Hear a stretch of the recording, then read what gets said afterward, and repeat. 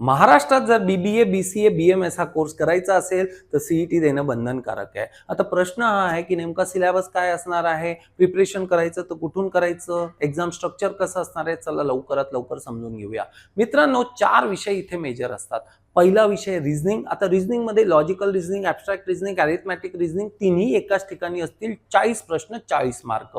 पुढचा असेल इंग्लिश, इथे 30 प्रश्न 30 मार्कासाठी. पुढचा असेल तुमचा असेल जीके म्हणजे जनरल नॉलेज किंवा त्याला जनरल अवेअरनेस तुम्ही म्हणू शकता. 15 प्रश्न आणि 15 मार्क.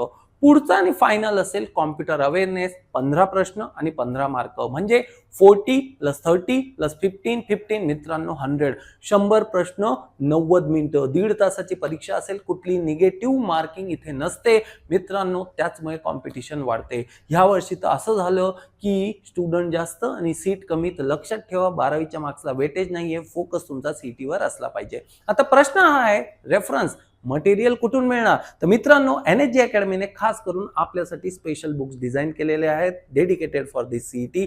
पहिलं याच्यामध्ये असणार आहे मित्रांनो रिझनिंग. याच्यामध्ये तुम्हाला लॉजिकल रिझनिंग आणि ॲब्स्ट्रॅक्ट रिझनिंग हे दोन्ही मिळणार आहे. पुढचं पुस्तक असेल मित्रांनो क्वांट म्हणजे अरिथमॅटिक रिझनिंग साठी असणार आहे. तर फॉर 40 मार्क्स हे तुम्हाला इथे रेफर करायचं आहे.